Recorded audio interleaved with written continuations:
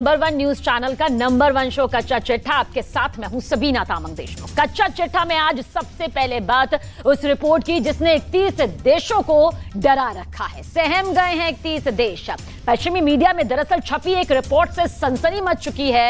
Report में बताया गया कि नेटो के सदस्य देशों को रूस ने अपने परमाणु हथियारों से निशाने पर ले रखा है। अब सवाल यह है कि क्या रूसी राष्ट्रपति व्लादिमीर पुतिन ने नेटो देशों को पूरी तरह तबाह करने का बड़ा फैसला कर लिया है।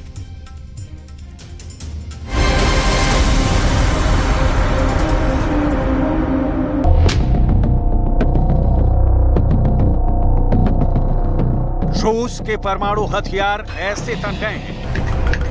Приготовить совместным действиям। पुतिन के परमाणु हथियार ऐसे अड़ गए हैं।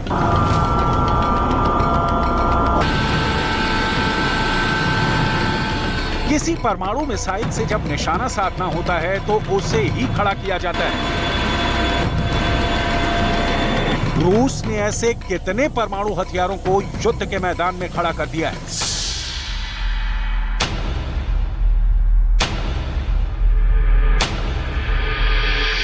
रूस ने ये परमाणु हथियार कहां-कहां तैनात कर दिया है? रूस के इन परमाणु हथियारों के निशाने पर कौन है? इन सभी सवालों के जवाब पश्चिमी मीडिया की एक रिपोर्ट में मिलता है। इस रिपोर्ट में दावा किया गया है कि पुतिन ने नाटो देशों को अपने परमाणु हथियारों के निशाने पर ले रखा है। पश्चिमी मीडिया के मुताबिक यूक्रेन का पड़ोसी देश पोलैंड पुतिन की परमाणु मिसाइलों के निशाने पर है। रूस की सेना ने लिथुआनिया के नाम पर भी परमाणु मिसाइल तैनात कर रखा है। रूस के परमाणु हथियारों के टारगेट पर तीसरा देश लातविया है।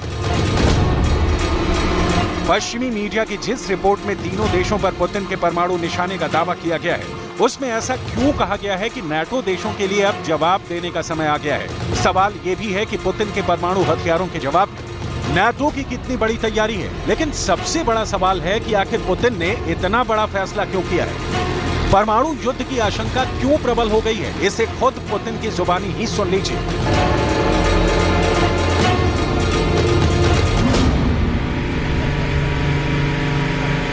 Ночью на мосту был совершен очередной террористический акт. Погибли мирные граждане. Ранен и остался без родителей ребенок. Семья ехала в Крым из Белгородской области. Я прошу и руководство этого региона, и по линии федеральных властей оказать всю необходимую помощь пострадавшей девочке и ее родственникам и взять этот вопрос на особый контроль. Из-за теракта серьезно повреждено дорожное полотно на нескольких пролетах Крымского моста. В результате на время было прекращено и автомобильное, и железнодорожное движение.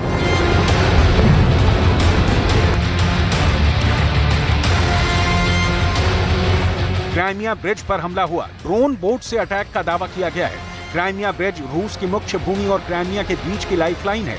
क्राइमिया ब्रिज पर हमले का मतलब है रूस पर हमला, सीधे पुतिन के दिल पर हमला। एक ऐसा हमला जो पुतिन को सपने में भी कबूल नहीं है। Того, что уже второй теракт на Крымском мосту происходит, я жду конкретных предложений по повышению безопасности этого стратегически важного транспортного объекта. Мы сегодня утром по этому поводу с коллегами подробно говорили.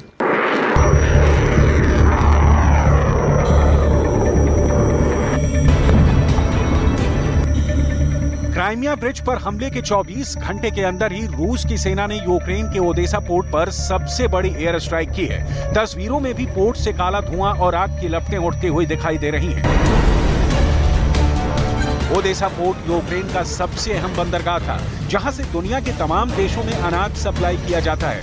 मगर रूस के हमले के बाद अब ओदेसा पोर्ट तहस नहस हो गया है और पोर्ट को फिलहाल बंद कर दिया गया है। क्राइमिया ब्रिज की मरम्मत करके उसके एक लेन को चालू करने के बाद ही पुतिन ने ज़ेलेंस्की से बदला लेने की कसम खाई थी।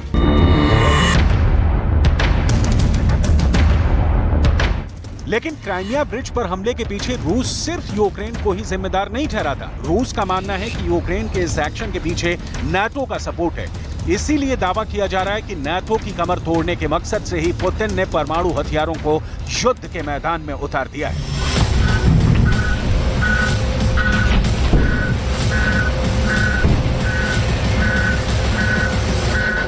Внимание, расчет, получен приказ. Есть. Дублирую приказ.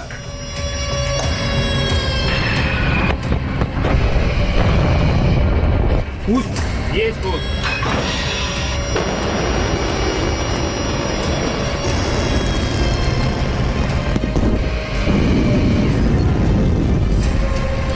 क्या जैसे दूसरे विश्व युद्ध का अंत बड़े परमाणु धमाके के साथ हुआ, वैसे यूक्रेन युद्ध का अंत छोटे परमाणु बम के विस्फोट से होने वाला है।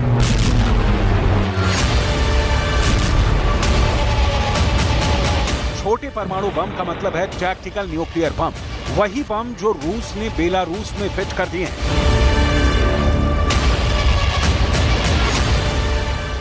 एक तरफ ज़ेलेंस्की नाटो की रट लगाए रहे, नाटो में शामिल होने के लिए गुहार लगाते रहे, यूरोप जाकर हथियारों की भीख मांगते रहे। दूसरी तरफ पुतिन ने बेलारूस के साथ मिलकर बहुत ही विस्फोटक खेल कर दिया। यूक्रेन के साथ साथ यूरोप को अपने परमाणु घेरे में ले रखा है।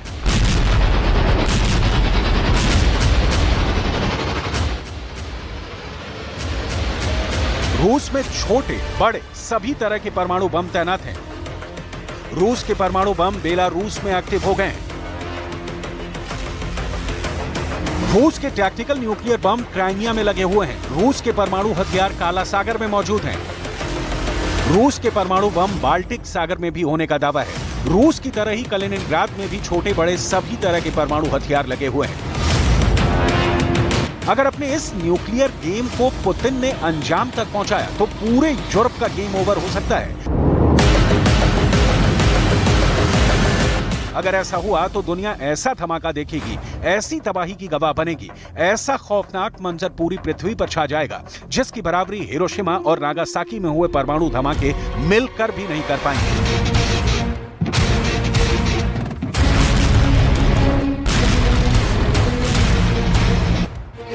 क्योंकि यूक्रेन में चल रहे युद्ध के बीच बेलारूस से खबर बहुत टेंशन देने वाली है। बेलारूस के राष्ट्रपति अलेक्जेंडर लुकाशेंको बता रहे हैं कि 10 लाख लोग फौरन मारे जाएंगे। इस वार्निंग को हल्के में नहीं ले सकते। लुकाशेंको और रूस के राष्ट्रपति व्लादिमीर पुतिन के बीच बहुत ही सीक्रेट डील हुई है। इसका असर क्या हो सकता है? इस बम से कितने बड़े पैमाने पर तबाही हो सकती है? लुकाशेंको की बात बहुत गौर से सुनिएगा। वो बता रहे हैं कि अगर रूस के बम को इस्तेमाल करना पड़ा, यानी उससे धमाका हुआ, तो 10 लाख लोग फौरन मारे जाएंगे, जबकि हिरोशिमा में तो सिर्फ 80,000 लोग मारे गए थे। Одного удара, а это одна бомба в 3 раза мощнее. Это, я не знаю, под 1 миллион человек погибнет сразу. Не дай бог применять это оружие. लुकाशेंको पुतिन के बहुत खास माने जाते हैं। उनकी बातों को पुतिन की वार्निंग कहा जा सकता है। पुतिन का परमाणु बम बेलारूस में ट्रांसफर करना पूरे यूरोप और नाटो के लिए बहुत बड़ा खतरा बन चुका है।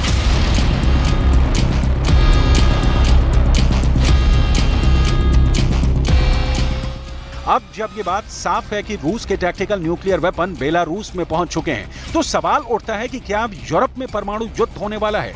ये ऐसे बम हैं जो अगर फटे तो 1945 में हिरोशिमा और नागासाकी पर गिराए गए एटम बम से 3 गुना ज्यादा खतरनाक साबित होंगे। रूस की तरफ से परमाणु हमले के सिग्नल मिलने शुरू हो गए हैं। फ्रंट लाइन पर मौजूद पुतिन के एक बहुत बड़े करीबी ने बहुत ही बड़ा इशारा किया है। सिग्नल ये है कि यूक्रेन पर अब टैक्टिकल न्यूक्लियर बम से हमले का टाइम आ गया है।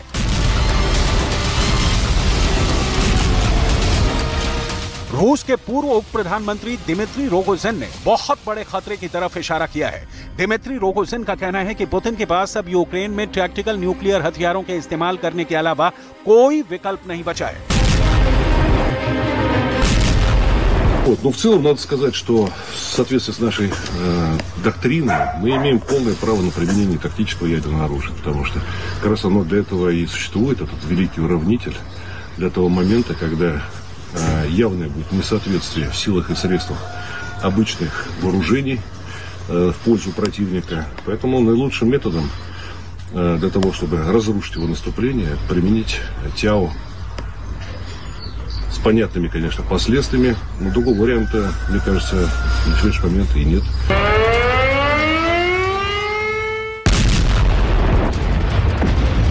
क्या होगा जब रूस की न्यूक्लियर फोर्स यूक्रेन पर टैक्टिकल न्यूक्लियर हथियारों से हमला बोल देगी? टैक्टिकल न्यूक्लियर बम से लैस रूस की परमाणु मिसाइल ठीक ऐसे ही धुआं उड़ाती, आसमान में आग लगाती अपने लक्ष्य की ओर बढ़ चलेगी।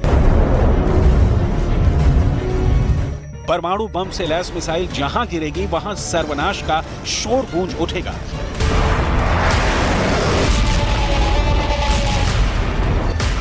जहां विस्फोट होगा वहां तबाही का वैसा ही मंजर दिखेगा जैसे बरसों पहले जापान के हिरोशिमा और नागासाकी में देखा था।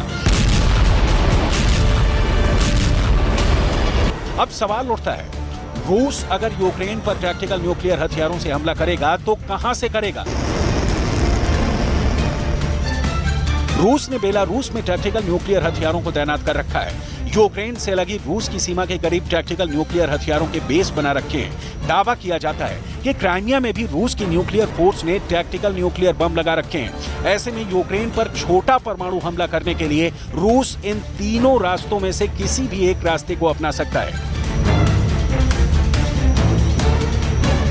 युद्ध की शुरुआत से ही रूस बार बार अपने परमाणु हथियारों की धमकी इसलिए दे रहा है क्योंकि वो दुनिया के परमाणु हथियारों का सबसे बड़ा मालिक है। रूस का टैक्टिकल न्यूक्लियर बम जहां गिरेगा वहां विध्वंस बड़े पैमाने पर परमाणु बम की ही तरह करेगा।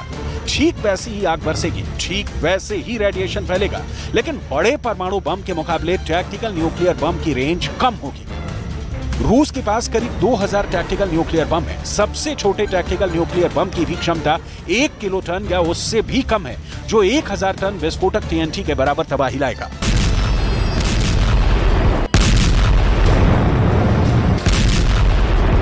दावा किया जा रहा है कि रूस इसलिए भी टैक्टिकल न्यूक्लियर बम को फोड़ने का फैसला ले सकता है क्योंकि उनका यह कदम एक तरफ यूक्रेन की हिम्मत को तोड़ देगा तो वहीं दूसरी तरफ अमेरिका तक भी सीधा और कड़ा संदेश पहुंच जाएगा, क्योंकि रूस ने क्रेमलिन पर अटैक के पीछे सीधे सीधे अमेरिका को जिम्मेदार ठहराया है। Собственно, мы знаем, что зачастую даже сами цели определяет не Киев, а их определяют в Вашингтоне и потом доводят эти цели до Киева с тем, чтобы Киев исполнял. Не каждый раз Киеву дают и право в выборе средств. Это тоже зачастую диктуют из-за океана. Мы это хорошо знаем и отдаем себе в этом отчет. टैक्टिकल न्यूक्लियर हथियार वो बला है जैसे जंग के मैदान में एक खास इलाके में दुश्मन के किसी ठिकाने को तबाह करने के हिसाब से बनाया जाता है। ऐसे में अगर पुतिन यूक्रेन पर टैक्टिकल परमाणु हथियारों से हमला करते हैं तो ये जंग कीव और मॉस्को तक ही सीमित नहीं रहेगी। यूक्रेन तो तबाह होगा ही, परमाणु हमले की आंच नाटो देशों तक पहुंचेगी। रूस के परमाणु हमले के जवाब में नाटो को एक्शन में आना होगा। ऐसे में परमाणु युद्ध में कूदना अमेरिका की मजबूरी बन जाएगी, जिसका सीधा मतलब होगा तीसरा विश्व युद्ध। यही वजह है कि पश्चिमी मीडिया में दावा किया गया है कि नाटो के सदस्य देश रूस के परमाणु हथियारों के निशाने पर हैं और अब नाटो देशों को जवाब देने का समय आ गया है।